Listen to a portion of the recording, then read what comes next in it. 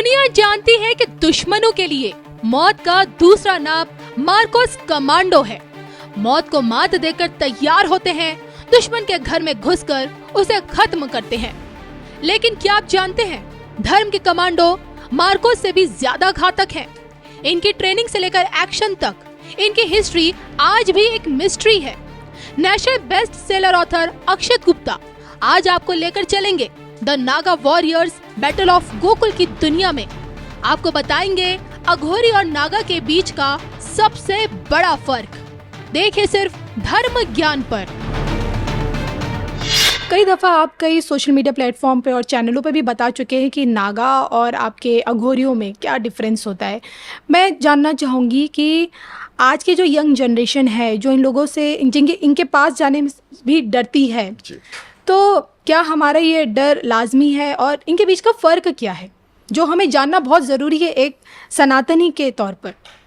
देखिए, जहाँ तक डर की बात है, आप जिस भी चीज़ से, जिस भी व्यक्ति से, जिस भी जानवर से, जिस भी शक्ति से डरते हैं, आप उससे दूरी बना कर रखें। नागा साधु और अघोरी चाहते नहीं है कि आप उनके करीब आए, इसलिए उन्होंने एक वो मुखौटा, एक वो चेहरा बना रखा है जिसकी वजह से आप डरें और उनसे दूर रहें। लेकिन इसका मतलब ये नहीं है कि वो आपको मारेंगे या काट के खा जाएंगे, या जिस तरीके की किंवदंतियाँ लोगों ने बना रखी हैं, ऐसा कुछ होता नहीं है। या आपको नुकसान पहुंचाएंगे या आपको श्राप दे देंगे, ऐसा कुछ नहीं। या अपने हथियार से आप पे हमला, ऐसा नहीं होता है। आप उनको मत छेड़िए, क्योंकि वो सांसारिक मोह माया से परे जा चुके हैं। अब आपको कोई नागा साधु या कोई अघोरी दिखेगा, आपकी आदत हो गई फ़ोन निकाल के फ़ोटो खींचने की, जी, है ना। अगर वो आपको थोड़ी सी छूट देगा ना, तो शायद आप उसके कंधे पे हाथ रख कैसे, वो उसको अलाउ नहीं करना चाहता, इसलिए वो आपको ये मौका ही नहीं देना चाहता कि आप ऐसा कुछ सोच भी पाए। तो उसके लिए सबसे आसान तरीका यही होता है कि मैं चाहता नहीं हूँ कि तुम मेरे से बात करो, मेरे पास आओ या मेरे से कोई संवाद करो। देखिए, दो लोग कब मिलते हैं ना कविता जी, जब दोनों को एक दूसरे से कुछ चाहिए होता है। पूरे संसार का ये नियम है जी। चाहे एक देश दूसरे देश से मिले, एक समुदाय दूसरे समुदाय से मिले, एक इंसान दूसरे इंसान से मिले, वो मिलते इसलिए क्योंकि दोनों को एक दूसरे से कुछ चाहिए होता है। नागा साधु, अघोरी, ये लोग ना सब सांसारिक मोह माया छोड़ चुके हैं, त्याग चुके हैं स्वेच्छा से, बाई चॉइस। उनको आपसे कुछ नहीं चाहिए, और उनके पास आपको देने के लिए हो सकता है, लेकिन उनको आपसे इन एक्सचेंज कुछ चाहिए नहीं, जी, है ना। तो उनके पास ऐसा कोई कारण नहीं है कि why should I meet you, मैं आपसे क्यों मिलूं। तो ये अध्यात्म की ओर अग्रसर होते हैं। लेकिन हम उनसे क्या ले सकते हैं? हम तो उनसे बहुत कुछ ले सकते हैं। हम उनसे आशीर्वाद ले सकते हैं, हम उनसे ज्ञान ले सकते हैं, क्योंकि नागा वॉरियर्स, नागा साधु जो होते हैं, उनको आदिगुरु शंकराचार्य ने क्रिएट किया था, उनका सृजन किया था। 7th-8th सेंचुरी में उनको समझ में आया था कि आने वाले समय में सिर्फ शास्त्रों से काम नहीं चलेगा। जी, धर्म की रक्षा सिर्फ शास्त्रों के बलबूते नहीं हो पाएगी, शास्त्रों के साथ हमको शस्त्रों की भी आवश्यकता पड़ेगी। और शस्त्र उठाने के लिए, धर्म की रक्षा के लिए शस्त्र उठाने के लिए एक अलग से क्लैन क्रिएट किया गया है, जिसको नागा साधु बोला गया। अब उनको अखाड़ों में, मतलब उनके समुदायों को अखाड़ों में बांट दिया गया। तो वो हर समय लड़ तो नहीं रहे ना, वो कई कई महीने पहाड़ों में खोए रहते हैं। वो क्या करते रहते हैं? आपका मेरा वक्त किस में जाता है? आपका मेरा वक्त जाता है कि मैं सुबह उठूंगा, मेरे को आज ये काम है, हमारा एक डेली रूटीन है। हाँ, आज मुझे ये खाना है, ये बनाना है, इससे मिलना है, ये फिल्म देखनी है, ये मैच देखना है, इस तरीके का कपड़ा पहनना है, जी, है ना। ग्रॉसरी, घर का साजो सामान खरीदना है, घर सजाना है, अगले कार का EMI जोड़ना है, अगला नया फ़ोन आ गया है फलानी कंपनी का, मेरे को वो चाहिए। मैं जितनी चीज़ें अभी बोल रहा हूँ ना, उन सब से वो परे जा चुके हैं। तो वो पूरे दिन उनका समय जाता कहाँ है? वो क्या कर रहे हैं? वो सिर्फ अध्यात्म कर रहे हैं, वो सिर्फ मेडिटेट कर रहे हैं, और वो सिर्फ शिव की आराधना, बाकी भगवानों। तो उनके पास जो ज्ञान है, उसमें से बहुत सारा ज्ञान तो ऐसा होगा जो आज किसी पुस्तक में नहीं हो। वो आप ले सकते हैं, आप उनसे आशीर्वाद ले सकते हैं। आपकी धर्म की रक्षा तो आपसे बिना कुछ लिए कर ही रहे हैं, तो इससे ज़्यादा बड़ा वो आपको क्या दे कि वो आपको ये अश्योर कर रहे हैं, वो आपको कंफर्म कर रहे हैं कि आपका धर्म सुरक्षित हाथों में, उस पर कोई आँच आएगी तो हम आएंगे। और यदि आपके और मेरे जैसे लोग, आप एक महिला हैं, मैं एक पुरुष हूँ, नागा भी सिर्फ साधु नहीं होते हैं, महिलाएं भी नागा बनती हैं और वो नागा साध्वी कहलाती। इसके बारे में कम लोगों को कम पता है। अगर आप और मैं अपने धर्म के खिलाफ कुछ सुन के अड़ने लड़ने के लिए खड़े होने को तैयार है, तो हम में भी नागा साधु का डीएनए है और उनके अंदर भी हमारा अंश। तो आप और वो बहुत ज़्यादा अलग नहीं है, लेकिन उनको आपसे कुछ चाहिए नहीं और वो चाहते नहीं है कि ये सांसारिक मोह माया वाले लोग हमारे इर्द गिर्द आए। इसलिए वो एक ऐसा चेहरा लेके चलते हैं जिसकी वजह से आप उनसे डरें, पर वो खतरनाक नहीं होते।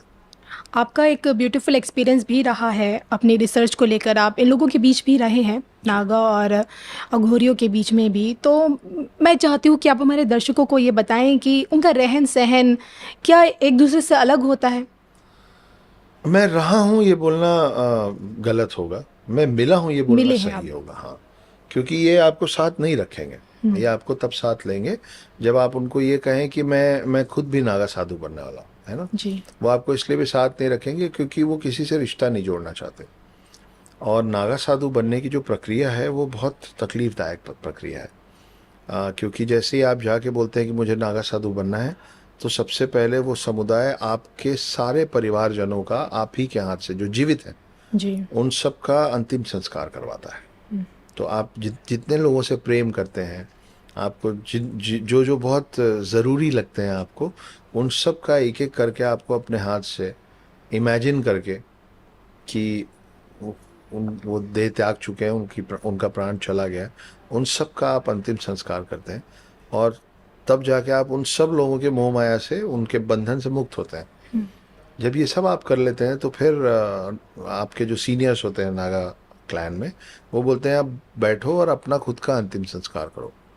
तो आपको इमेजिन करना होता है कि आप मृत्युशैया पे पड़े हुए हैं और आपका अंतिम संस्कार आप खुद करते हैं। उसके बाद आप जिस नाम से अब तक जाने गए हैं सांसारिक दुनिया में, उस नाम को छोड़ना पड़ता है और फिर आपको नागा क्लैन एक नया नाम देता है। फिर आप आने वाला जीवन, मतलब कुल मिला के ये मानना है कि यहाँ से आपका एक नया जीवन शुरू हो रहा है ना। तो मेरी भी नागा साधुओं से मुलाकात हुई है, मैं अघोरियों से मिला हूँ। आपका सवाल था कि ये दोनों अलग अलग कैसे? दोनों के रहन सहन में क्या डिफरेंस आपको लगा? दोनों के रहन सहन में ज़्यादा फर्क नहीं है, दोनों के वेशभूषा और उनके फिजिकल अपीयरेंस में भी ज़्यादा फर्क नहीं है। दोनों भस्म लगाते हैं, दोनों की जटाएं होती हैं, दोनों नंगे पैर चलते हैं, दोनों कम वस्त्र पहनते हैं, दोनों रुद्राक्ष और हथियार जैसी चीज़ें रखते हैं, कई लोग कमंडल रखते हैं। ये सारी चीज़ें मोरलेस सेम है, पर आप ये समझ लीजिए कि पुलिस वाले भी वर्दी में होते हैं और आर्मी वाले भी वर्दी में होते हैं, है ना। दोनों का काम प्रोटेक्ट करना है, दोनों के पास गन्स है ना, दोनों की ट्रेनिंग हुई है, लेकिन पुलिस और आर्मी अलग अलग है ना। मोटे तौर पे मैं आप एक जिनको कोई समझ नहीं है, मैं उनके समझने के लिए आपको ये उदाहरण दे रहा हूँ। अघोरी और नागा साधु में बहुत थोड़ा सा फर्क रहता है, और ये मेरी समझ है जो मैंने मिल के, मैं पढ़ के नहीं बात कर रहा हूँ आपसे, मैं मिल के मुझे जो समझ में आया ये मेरी समझ है, सही जाना समझा, जो मैंने समझा, है ना। भाई किताब में जो लिखा है वो तो मैं रट के आपको बता ही दूंगा जी, है ना। और फिर अगर मैं किताब से पढ़ के रट के आपको बता रहा हूँ तो फिर आपको मेरी ज़रूरत नहीं है, फिर आप खुद किताब खोल के उस चीज़ को कैमरे पे पढ़ दें, हो जाएगा। बिल्कुल। तो हर कोई, जब आप किसी से मिलते हैं तो आप कॉन्शियसली या सबकॉन्शियसली उसके बारे में समझते हैं और अपनी बुद्धि से उसका आकलन करते हैं, है ना। तो हो सकता है कि एक ऐसा शख्स हो जो 10 लोगों को बुरा लग रहा हो, लेकिन आप बोले मुझे तो बहुत अच्छा लगा, मुझे तो ऐसी कोई कमी नहीं लगी।